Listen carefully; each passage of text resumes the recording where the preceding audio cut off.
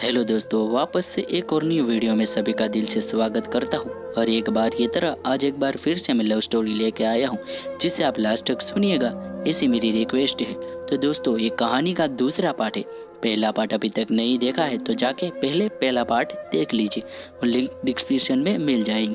तो शुरू करते हैं आज की कहानी का हमारा दूसरा पार्ट। मनोज के पिता ने कहा था, बेटा मुझे तो मनोज की इस शादी से कोई इतराज़ नहीं है। लड़की पढ़ी लिखी है, सुंदर है, अच्छे परिवार की है और सबसे बड़ी बात मनोज को पसंद है। बस हमारी जाति की नहीं है तो क्या हुआ, पर तुम्हारे मम्मी को कौन समझाए। जब सब तैयार है तो मैं ही उसकी दुश्मन हूँ क्या? मैं ही बुरी क्यों बनूं? मैं भी तैयार हूँ। मम्मी का इरादा फिर से बदले, इससे पहले ही मंगन की रस्म पूरी कर दी गई थी। तय हुआ था कि मेरी एमएससी पूरी होते ही शादी हो जाएगी। मंगनी हुए एक साल हो चुका था, शादी की तारीख भी तय हो चुकी थी।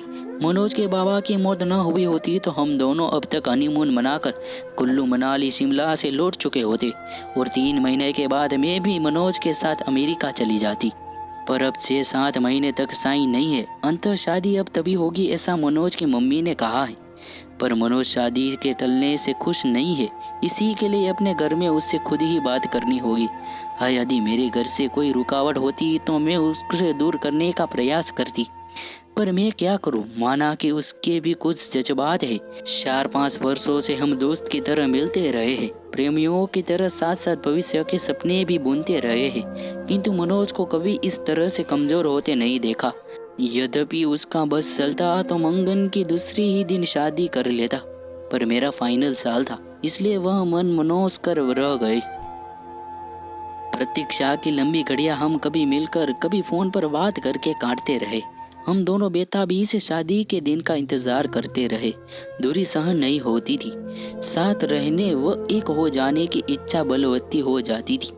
जैसे जैसे समय बीत रहा था, सपनों के रंगीन समुद्र में गोते लगाने दिन मंजिल की तरफ बढ़ते जा रहे थे। शादी के 10 दिन पहले ही हमने मिलना भी बंद कर दिया था कि अब एक दूसरे को दुल्हा दुल्हन के रूप में ही देखेंगे। पर विवाह के 7 दिन पहले बाबा जी की मौत हमारे सपनों के महल को धराशायी कर गई। बाबा जी की मौत का समाचार मुझे मनोज ने ही दिया था और कहा था बाबा जी को भी अभी ही जाना था।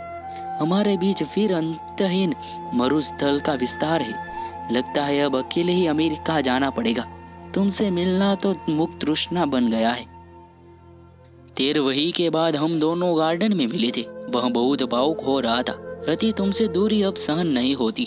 मन करता है तुम्हें लेकर अनजान जगह पर उड़ जाऊं, जहां हमारे बीच न समाज हो, न परंपराएं हो, न ये रीति रिवाज हो। दो प्रेमियों के मिलन में समाज के कायदे कानून की इतनी ऊंची बाड़ खड़ी कर रखी है कि उनकी सब्र की सीमा ही समाप्त हो जाए।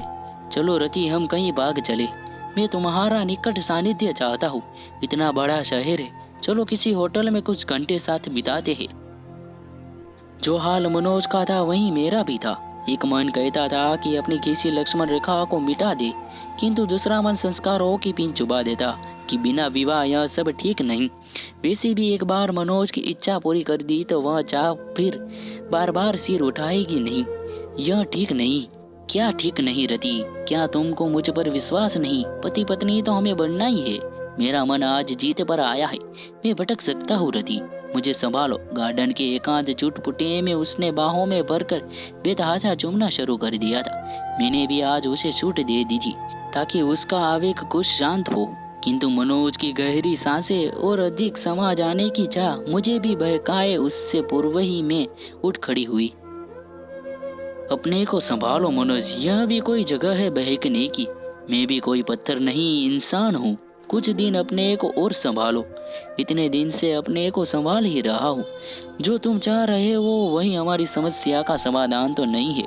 स्थायी समाधान के लिए अब हाथ पैर मारने होंगे। चलो, बहुत जोर से भूख लगी है। एक गर्मा गर्म कॉफी के साथ कुछ खिला दो, फिर इस बारे में कुछ मिलकर सोचते हैं। रेस्टोरेंट में बेरे को ऑर्डर देने के बाद मैंने ही बात शुरू की। मनोज, तुम्हें अब एक ही काम करना है, किसी तरह अपने माता पिता को जल्दी शादी के लिए तैयार करना है, जो बहुत मुश्किल नहीं। आखिर वे हमारे शुभ चिंतक है। तुमने उसे एक बार भी कहा है कि शादी इतने दिन के लिए टाल न कर, अभी कर दे? नहीं, यह तो नहीं कहा। तो अब कह दो, कुछ पुराना छोड़ने और नए को अपनाने में हर एक को कुछ हिचक होती है।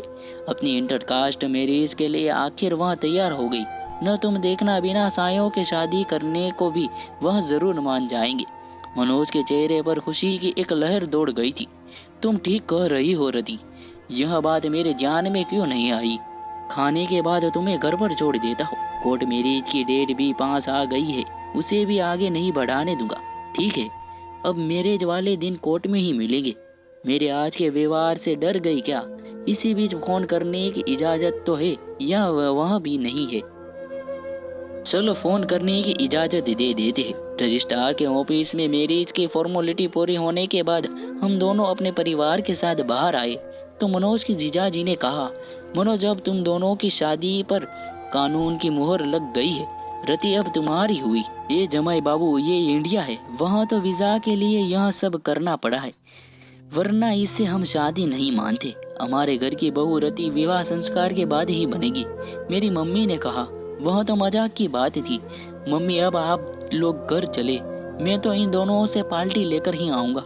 होटल में खाने का ऑर्डर देने के बाद मनोज ने अपने जीजाजी से पूछा, जीजाजी मम्मी तक हमारी फरियाद अभी पहुंची या नहीं? साले साहब क्यों चिंता कर रहे हो, हम दोनों हैं ना तुम्हारे साथ। अमेरिका आप दोनों साथ ही जाओगे।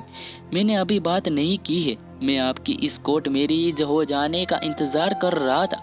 आगे मम्मी को मनाने की जिम्मेदारी आपकी बहन ने ली है। इससे भी बात नहीं बनी तो फिर मैं आप कमान संभालूंगा। हाँ भैया, मैं मम्मी को समझाने की पूरी कोशिश करूंगी। हाँ तुम कोशिश कर ले, न माने तो मेरा नाम लेकर कह देना। आप अब शादी करो या न करो, भैया भाभी को साथ लेकर ही जाएंगे। वाह भैया, आज तुम सचमुच बड़े हो गए हो। आफ्टर साल अब मैं एक पत्नी का पति हो गया हूँ। ओके भैया, अब हम लोग चलेंगे। आप लोगों का क्या प्रोग्राम है? कुछ देर घूमधाम कर पहले रति को उसके घर छोड़ूंगा, फिर अपने घर जाऊंगा। मेरे गले में बाहें डालते हुए मनोज ने शरारत से देखा। हाँ रति, अब क्या कहती हो? तुम्हारे संस्कार मुझे पति मानने को तैयार है या नहीं? आंखें नचाते हुए मैं झांकी। अब तुम 90% मेरे पति हो, यानी 10% की अभी भी कमी रह गई है। अभी और इंतजार करना पड़ेगा। उस दिन का मुझे अफसोस है मनोज, पर अब मैं तुम्हारी हूँ। तो दोस्तों, वीडियो कैसी लगी कमेंट करके जरूर से बताएगा। मिलते हैं ऐसी एक वीडियो के साथ दोबारा, तब तक अपना ख्याल रखिएगा। जय हिंद, जय भारत। दोस्तों, वीडियो पसंद आई हो तो लाइक का बटन जरूर से दबा देना। चैनल पे नए आए हो तो सब्सक्राइब जरूर कर देना, नोटिफिकेशन भी ऑन कर देना।